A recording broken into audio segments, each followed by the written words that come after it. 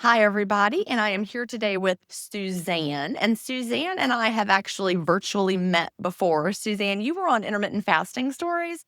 Tell everyone what episode that was and when we talked. Oh, I don't remember what it was, but it was episode 130. Okay. It had to be, I can't remember if it was during lockdown It or must have been 2020. yeah, I think so. And I think I had just been sent home from work and I was just so happy. And, and I was doing so well and I was down to my lowest weight. And then everything opened up and I stayed at home. And I became very sedentary and, I had gained weight a lot, and then I thought, "Oh, I'm gonna do it again," so I don't even know if you wanted all the story. Let's dig into that just a little Yeah, bit. okay. So, when you lost the weight, what was your highest weight before intermittent fasting and what did you lose down to? Well, I don't really know what my highest weight was, I could only guesstimate it was about 180, and Okay. And how tall are you? at the time, I was 5 foot, Okay. now I'm 4'11". Thank Oh, you. gravity. Thank you, gravity. Um, so, yeah. So, and then my lowest was 125. And of course, you're never satisfied. I was not sad. I have to get real, I'm too short. This 125 is too much. No, I get it. I get it. no, We've been programmed by yes, society to think no matter what our weight is, our body is still somehow wrong. Like we try to chase looking like someone that we see in the magazine, and their yes, body is not. It doesn't even really probably look like that in real life. no. And So yeah, they don't look like that. So you got down to 125 and Mhm. then you were home. You mentioned something about you were trying to get back to it. So did you stop fasting? How did that change? And not like intentionally stop fasting, but I wasn't clean fasting. Okay. Well, then you No, did. I really do want to emphasize that I did stop. the the the benefits that we see from the fast really do come from the clean fast. Yeah. So if you stopped fasting clean, then you're no longer having an actual fast. If you think about it, if you were sent in for fasted blood work, or Right. if you had to have surgery and they told you to fast before the surgery, all those things that people try to sneak in that aren't part of a clean fast, you wouldn't be allowed to have those things. So medically, if you're asked to fast for blood work or for surgery, those things are not fasting. They'd be like, they'd send you back home. All they had was coffee with some creamer in it. They'd be like, that wasn't fasting. Go back home. Right. Right. Right. So, you did stop fasting. And when you switched to a non clean fast, that's technically a low calorie diet Mm. instead of fasting. Plan. And I don't want you to feel any kind of way about it because I've seen this so many times. People, Okay. get down to a great weight, they feel good, and we think diet culture has taught us you you hit it hard, you get to your goal, and then you can loosen up. Is that kind of the thinking that you had? No, Not? What caused you to stop fasting clean and start not fasting clean then? What do you think that was? I stopped listening to my body, Okay. and when it would say, "Oh, I'm hungry," I would just like at night just start eating at night, and I would fast clean. I would have lunch, and then I either wasn't either eating enough or I wasn't paying attention to myself, and I wasn't drinking enough water, and so I would get hungry at night, and then I was just like, "Oh, what's a piece of cheese? Oh, what's piece of toast. It couldn't be that bad. And so that's what started it. It was eating at night Okay. that killed it because I still drink black coffee. Awesome. Good. I Good. can't drink coffee with creamer in it. It makes me sick. So you Um, you are fasting clean. You were fasting clean. You just had window creep. yes, Okay, window okay. cream. So that was helpful because the part I talked about before with people who stop fasting clean Yeah. because they start putting a little creamer in, that's not what Mm. you were doing, but we do hear No. that a lot. So that was not your problems. We can Yep. set that aside. You had window creep. Yeah. And When you were doing so well and losing the weight, what was your window timing? Like, when did you eat, from when to when? Yeah, so my window timing usually was between 11 and 2, Okay. and I just tried to eat lunch, like a Right. nice good lunch, maybe a little snack before lunch, and then close my window around 2, and I was done. And sometimes it was earlier than 2, depending on what was going on in my life, it might have been a little later than 2. If, like, one of my friends said, "No, you know, I don't eat lunch. I just eat dinner." And I had friends that, love them all, and including my mother, love her too, but they all eat dinner Right. and I don't. And they get mad at me for not eating dinner. And then when I say, well, I can meet you, but I'm just not going to eat. Well, then I don't want to go out if you're not going to eat. So it made me feel bad. So I started eating like a little salad wouldn't hurt, or I'll have a drink. That's really the trigger, the Window alcohol. creep. Yeah. Yeah. Your issue is window creep. Did you ever try shifting your window on those days? Yes. And tell me about that. Okay. So recently, and you'll probably just say you didn't give it enough time. Yeah. Um, recently, my mom was like, "Can you just switch your window?" And I was like, okay, I've tried this before. When I first started fasting, I tried to just do dinner, and my peak great window was lunchtime. That Right. was when I really noticed all my weight loss. So recently, and I'm so glad I'm talking to you right now. Recently, I tried to change it to like 5 o'clock. Not eat all day, drink coffee. I would have like 10 cups of coffee. I was like really jittered, drink my water, my soda water, it's like you know, I, I was everything, and then eat. I would consume so There you much go. food. Thank you. Let me ask you this. Have you Yeah. ever considered, I don't imagine that your mom or your friends wanna eat dinner with you every day. How often do these events come up? Well, yeah, that was the thing. I was like, okay, you know what I'm going to do? I'm just going to do my lunches during the week. And then on the Mhm. weekends, I can try and, maybe push it a little bit further. And if they're willing to meet me halfway, maybe we could meet, 3, 4 o'clock, Right. do like an old person dinner. Like having And it sound. yeah. And no, they want to do it every day during the week. Like, it's like, well, what about let's meet on Tuesday after Okay. work? This is where I want you to get really good with your boundaries, right? Thank You have you. figured out that a lunchtime eating window is the one that feels best for you, and you're willing to shift sometime, right?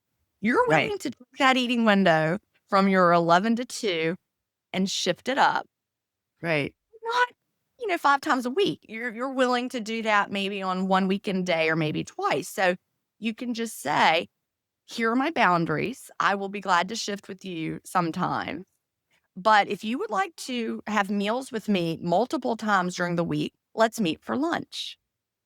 Or you can get used to me sitting there not eating right. and let them decide. Do you want to meet me for lunch or would you rather me sit and not eat? You get to pick, and then that is your boundary, and if they feel awkward with you not eating, that's That's them fine. feeling awkward. You don't feel awkward. No, and I said, "Why do I have to eat? I'm talking to you." Half the time I forget to eat because I'm talking. And Yeah, I'm like, I'm drinking, I'm having I could drink coffee at night. I'm a weirdo, I can do it too. right? Yeah.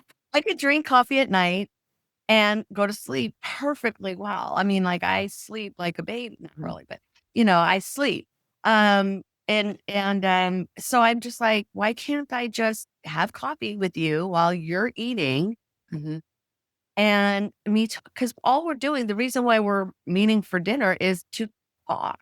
Right. It's not to eat. Because if we were to eat, we would just eat and be silent. So You what do know, they say when you ask them to meet for lunch?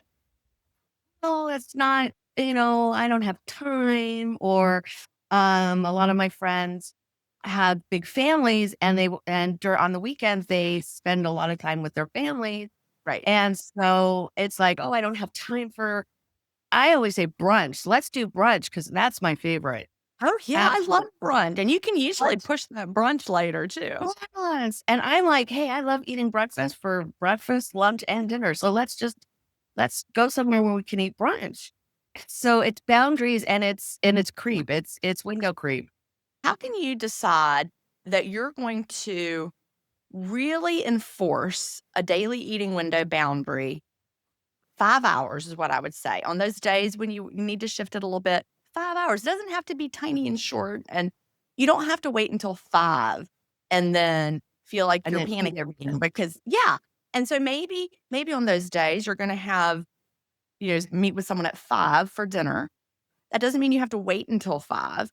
You just think, "Okay, if we start at 5, maybe I'll be done by 7."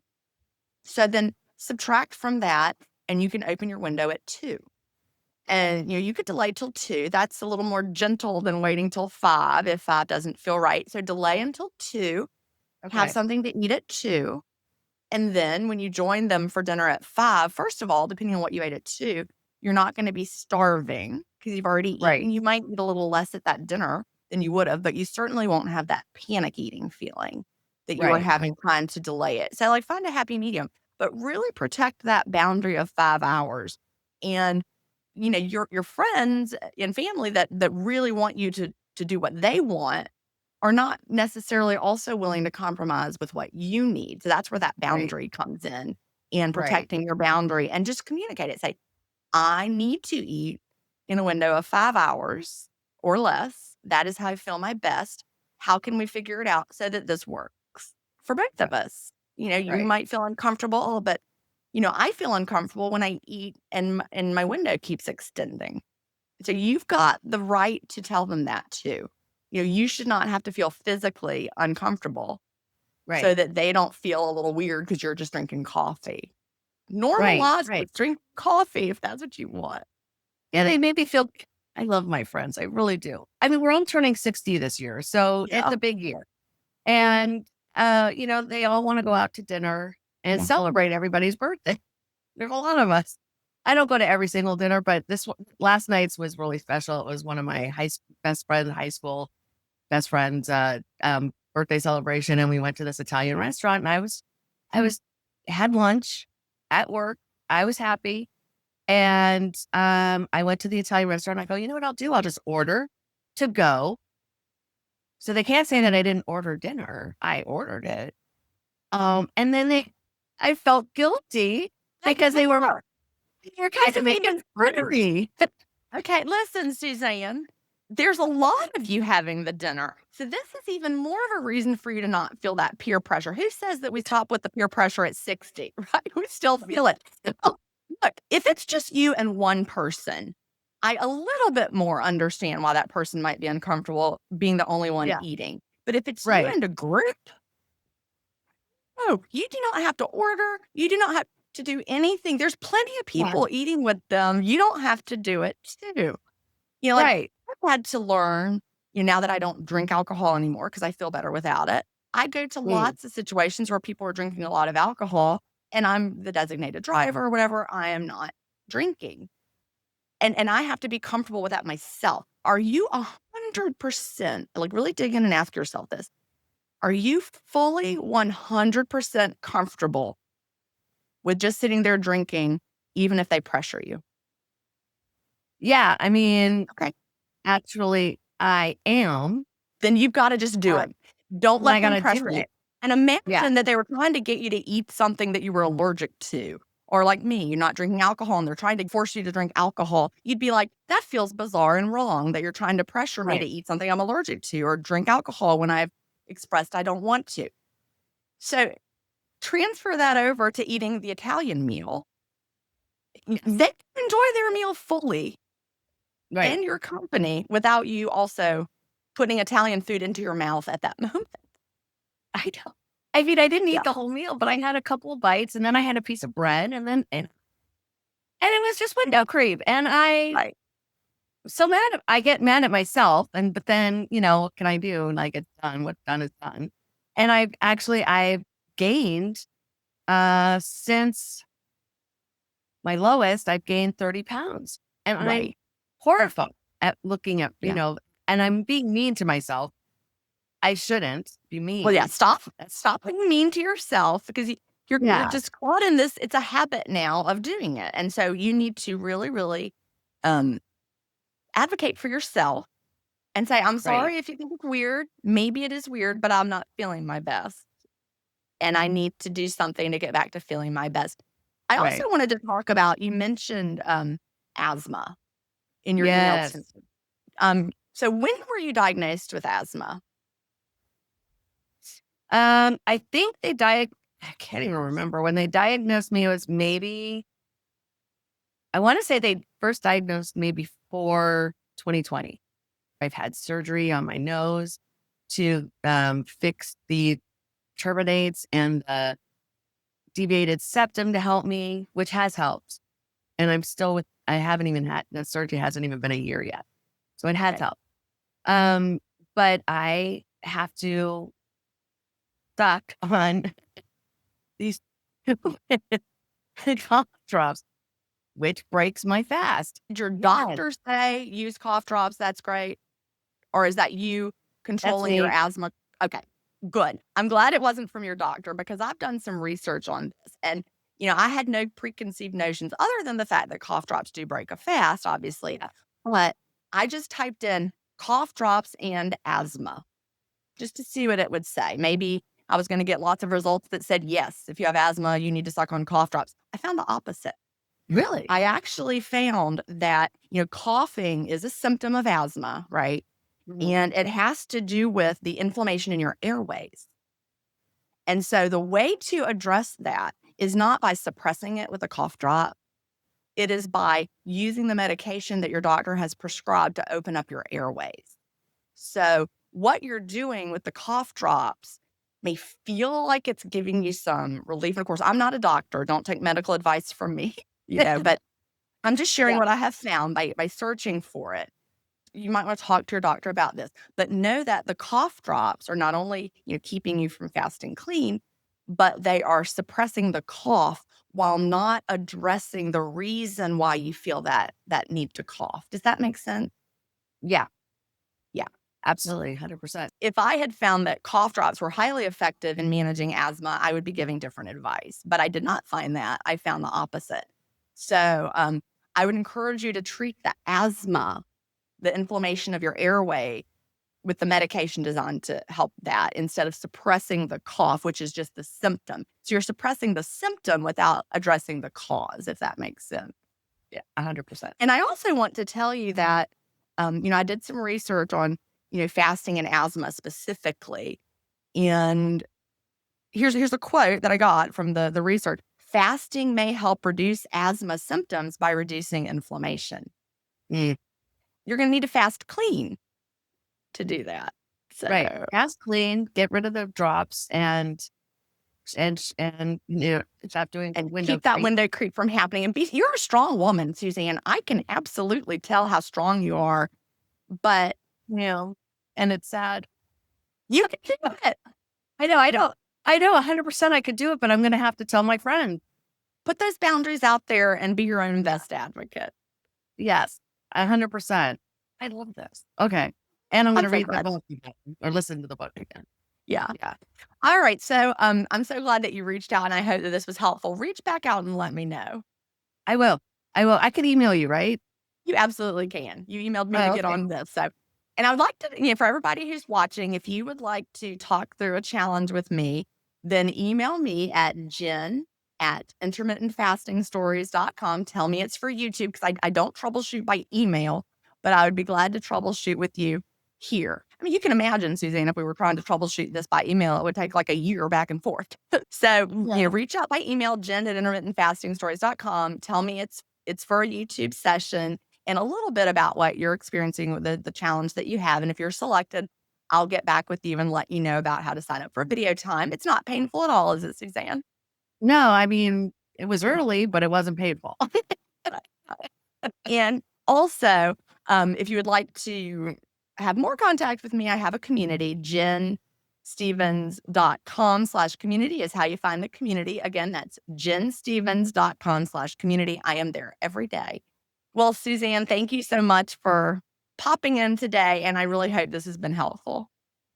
It has. Thank you so much. I really appreciate your time um and your advice, and definitely especially about the asthma. That's also really a big thing. So thank you for bringing that up.